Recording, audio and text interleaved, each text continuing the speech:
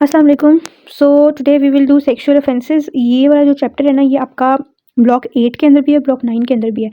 तो और ये इंपॉर्टेंट भी है, इसमें से एससीक्यूज पास पेपर्स में आए हुए हैं। ठीक है, सो लेट्स स्टार्ट। सबसे पहले डेफिनेशन क्या है सेक्सुअल ऑफेंस की। बड़े लोगों को समझ ही नहीं आता कि इसका मतलब क्या होता है। तो sexual offenses are almost of infinite variety of physical acts by a person with another person or animal, either executed or attempted in the furtherance of sexual gratification। ठीक है, ये बहुत ऐसी टर्म्स हैं जो खुद सेल्फ एक्सप्लेनेटरी हैं कि किसी person, animal, either they are executed or even attempted in the furtherance of sexual gratification.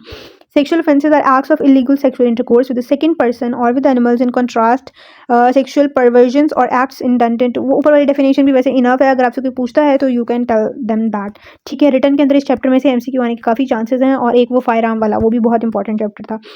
ठीक है, और वो जो हमने सबसे पहले ट्रोमेटोलॉजी वाला चैप्टर किया है ना, जनरल ट्रोमेटोलॉजी का, उसमें से एमसीक्यूज वाइवा बहुत कॉमनली आता है। ठीक है, वो एससीक्यूज में वो कम आता है। कि उसके बाद है जी, ये एक्टिविटीज़ की कोई ज़रूरत नहीं है। अब हम इसकी क्लासिफिकेशन करते हैं सेक्सुअल ऑफेंसेस की। सेक्सुअल एक्टिविटीज़ में भी नेचुरल वेज, ठीक है, जिसमें लीगल एंड इलीगल आ जाते हैं। उसके बाद है जी अननेचुरल वेज, जिसमें सोडोटमी, बस्टियलिटी, बकल कोइटस, लेस्बियनिज्म, ये सारी डेफिनेशंस अभी हम पढ़ेंगे। आपको इन टर्म्स की डिटेल नहीं पता होनी चाहिए, बस इनकी डेफिनेशंस आनी चाहिए। ठीक है, और ये incest, sex with prohibited relatives. उसके बाद है परवर्जन्स। इसमें बहुत सी टर्म्स हैं, इसमें से भी 2 से 3 के नाम याद रख लें। Sadism, masochism, fetishism, sadomasochism. ठीक है, उसके बाद है in natural and unnatural ways it is done to obtain sexual gratification, while in perversion sexual gratification is obtained without intercourse। ठीक है, परवर्शन इज विदाउट इंटरकोर्स। ठीक है, और ये जो ऊपर वाली है ना, उसमें इंटरकोर्स होता है। अच्छा, उसके बाद है जी लीगल कंसिडरेशन। लीगल कंसिडरेशन में इसमें जो लॉ के अंदर इसकी जो भी दफात है ना, वो लिखी हुई है। ठीक है, they are not much important. इसमें से जो इंपॉर्टेंट चीज़ें हैं ना, मैं आपको वो करवा देती हूँ। यस, ये definitions. Rape. It is unlawful intercourse by a man with his wife under 15 years, another woman under 16 years, with or without her consent, above that age, against will or consent, or with her consent taken by unlawful means। ठीक है, ये इसकी definition आनी चाहिए। और इसमें ये इसकी पनिशमेंट भी किस चीज़ के अंडर होती है? यूएस 376 पाकिस्तान पैनल कोड इसके अंडर होती है, 376 पीपीसी।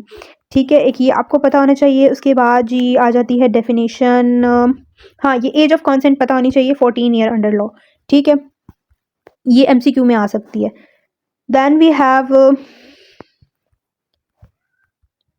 ये भी इतनी इंपॉर्टेंट चीज़ें नहीं है, मैं आपको बताती हूँ इसमें से एससीक्यूज में क्या आ सकता है। वैसे नेक्स्ट ईयर से चूंकि एससीक्यूज भी नहीं है, तो आपको इस चैप्टर को for MCQs and why prepare करना है, वो आप जनरली भी इसको कर सकते हैं। उसके लिए भी आपको ये चैप्टर और आसान हो जाएगा। ठीक है, उसके बाद है yes, Hudood ordinance. This is very very important. ये ब्लॉक 9 का पोर्शन भी है, और उसमें बड़ा इंपॉर्टेंट है, और 8 में भी। ठीक है, हदूद ऑर्डिनेंस डिफाइन किया था जी जनरल ज़ियाउल हक में। इसमें 2 डेफिनेशन हैं, अडल्ट के लिए और हद की। अडल्ट की डेफिनेशन इसमें क्या है? It means a person who has attained being a male at the age of 18 or being a female at the age of 16 or has attained puberty. ये अडल्ट की डेफिनेशन है अकॉर्डिंग टू हुदूद ordinance. ठीक है, और जो important sexual offences से related हुदूद ऑर्डिनेंस की दफात हैं, उसमें 2, 4, 5, 6, 15 एंड 16 आती हैं। ठीक है, ये भी आपने याद रखना है। और हद का क्या मतलब है इन Hudood ordinance? It means punishment ordained by the holy Quran and sunnah. वो कुरान और सुन्नत के अकॉर्डिंग जो पनिशमेंट है, जो हमारे आइन में भी है, उसको हम कहते हैं हुदूद ऑर्डिनेंस। ठीक, उसके बाद इंपॉर्टेंट डेफिनेशन है मोहसिन की। मोहसिन होता है अ मुस्लिम अडल्ट मैन और women who is not insane and has sexual intercourse with a Muslim adult woman or man who at the time he had sexual intercourse with her was married to him and was not insane। ठीक है, उसको हम मोहसिन कहते हैं। इसकी भी definition आ सकती है, पूछ सकते हैं एग्जामिनर। नॉन मोहसिन होता है सेम कैरेक्टर्स एज मोहसिन, बट वो मैरिड नहीं होता, तो वो नॉन मोहसिन होगा। और उस ही और शी विल, सो इफ मोहसिन एंड नॉन मोहसिन कमिट जिना, देयर पनिशमेंट्स आर डिफरेंट। ठीक है, एक मैरिड जब वो करेगा उसकी पनिशमेंट डिफरेंट होगी, नॉन मोहसिन यानी वो नॉट मैरिड है तो उसकी पनिशमेंट डिफरेंट होगी। ठीक है, बाकी कैरेक्टरिस्टिक्स इनकी सेम है। दे आर सेन यानी वो इंसेन नहीं है, और दे आर मुस्लिम एडल्ट, और वो वूमेन भी हो सकती है, मैन भी हो सकता है, दोनों को हम मोहसिन कहेंगे। ठीक है, उसके बाद है जी जीना क्या होता है? Man and women are said to commit जीना if they wilfully have sexual intercourse without being validly married to each other. ठीक है, उसके बाद है जी जिना लायबल टू हद, यानी कौन सा? वो होगा जिना जो हद जिस पर लगेगी, यानी हदूद ऑर्डिनेंस में जो हद है, जो कुरान और सुन्नत के अकॉर्डिंग इसकी सजा है, वो लगेगी। So it will be, it is committed by a man who is an adult man and is not insane with a female to whom he is not and does not suspect himself to be married। ठीक है। और same case with the women. उसके बाद punishment इसकी क्या है under Islamic panel code, if he Islamic panel code के according होती है, क्योंकि ये हदूद ऑर्डिनेंस का पार्ट है, और रेप की जो सज़ा है वो पाकिस्तान पैनल कोड के अकॉर्डिंग है, वो पाकिस्तान के आइन के मुताबिक है, ठीक है। इफ़ ही और शी इज़ मोहसिन, तो उसको be stone to death at a public place, यानी उसको संसार कर दिया जाएगा। इफ़ ही और शी इज़ नॉट अ मोहसिन, be punish at a public place with whipping, तो उसको 100 कोड़े मारे जाएंगे, ठीक है। उसके बाद है ज़िना बिल जबर, a person is said to commit ज़िना बिल जबर इफ़ ही और she have sexual intercourse with women और man as the case may be, whom he or she is not willfully married in any of the following circumstances, namely against the will of the victim, without the consent of the victim, ठीक है।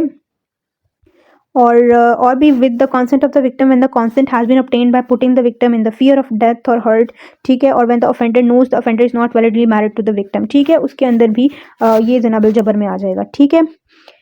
और उसके बाद G section 15 and 16, this is not important. हाँ, ये important, ये SCQ wise important है, और ये वाइवा में पूछ सकते हैं कि what are the steps of examination of a case of rape और ज़िना बिल जबर। तो उसमें आपने दोनों को एग्जामिन करना होता है, both the alleged victim and the assailant और एक्यूज्ड, ठीक है।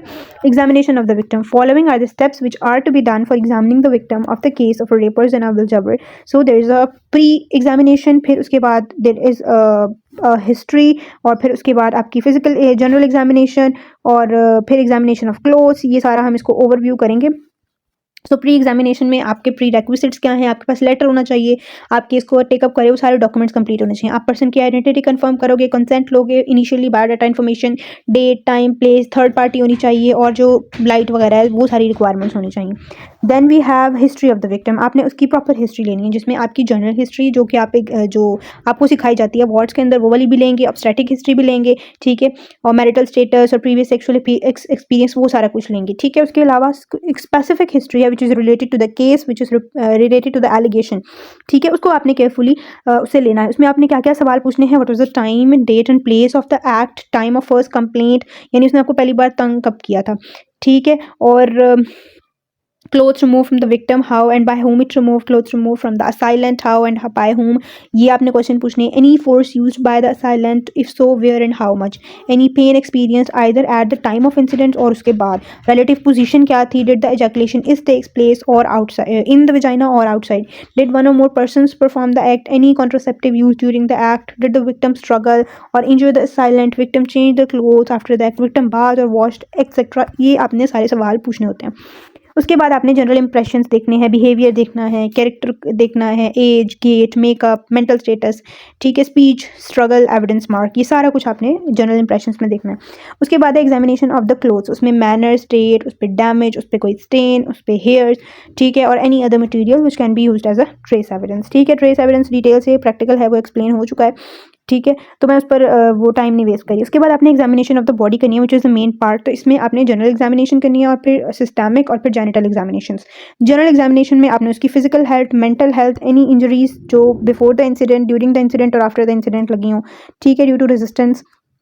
उसके बाद है स्पेशल इंजरीज क्या होती हैं in these cases, bruises, scratches, abrasion, और anterior middle part of thigh में कुछ इंजरीज होती हैं due to fall, injuries over buttocks, इस तरह की इंजरीज को भी आपने नोट करना है। बाइट मार्क्स हो सकते हैं cheeks, breast, neck and chest, all right. उसके बाद है जी, ठीक है। उसके बाद stains of the body, on the body, cheeks and breast examination. Systemic examination में हर सिस्टम को एग्जामिन करना है, और साइलेंट और विक्टिम दोनों का करना है, ठीक है।